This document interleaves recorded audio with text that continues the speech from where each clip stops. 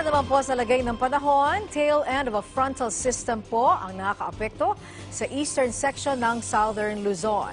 Habang amihan naman ang umiiral sa northern at central Luzon, at dahil po sa tail end of a frontal system, ang Metro Manila, Calabarzon, Mimaropa, Bicol Region at Visayas ay makararanas ng maulap na kalangitan na may kalat-kalat na pagulan na may kasamang pagkidlat at pagkulog.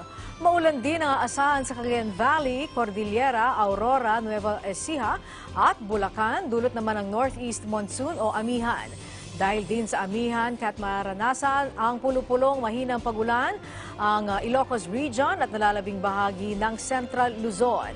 Habang sa Mindanao naman, asahan din ang mga pulupulong pagulan na may tsansa ng pagkulog at pagkidlat, dulot naman ng localized thunderstorm.